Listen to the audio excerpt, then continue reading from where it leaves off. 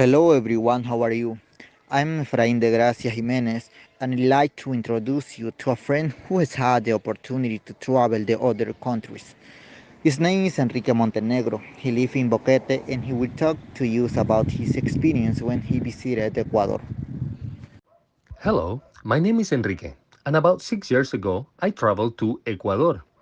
The reason for the trip was to visit a brother from another mother, and to visit Ecuador during the celebrations of Inti Raymi, a festivity in all times dedicated to the sun god Inti. I spent about 30 days in this beautiful country, mostly in a town on its northern part in between two dormant volcanoes known as Otavalo.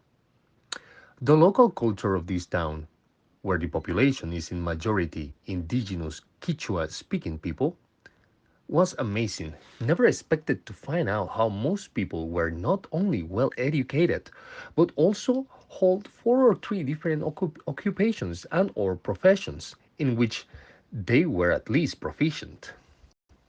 And to corroborate an stereotype from the region, most people I came across knew how to play at least one musical instrument. Another aspect of their way of living that I really enjoyed was their sense of community, something I have not experienced before. They will gather not only for parties and celebrations, but in any other sort of issues. You could bet every inhabitant of the community will be there backing up whatever decision was made.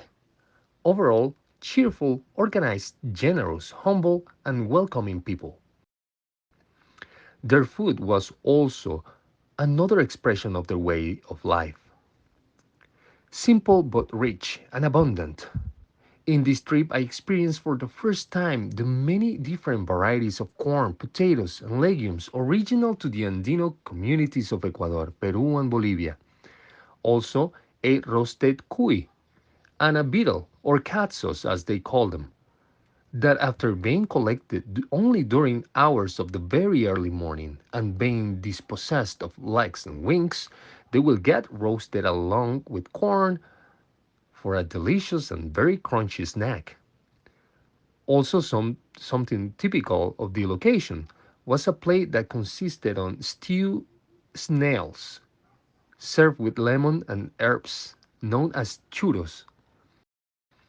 The place I stayed was part of the Cordillera Andina, and therefore you may be able to imagine how cold it was, to the point that whenever I was at home, I could not get away from the fireplace. Some of the mountains during the wet season will gather snow on their summits. Reminded me a lot of my hometown of Boquete, just twice as cold.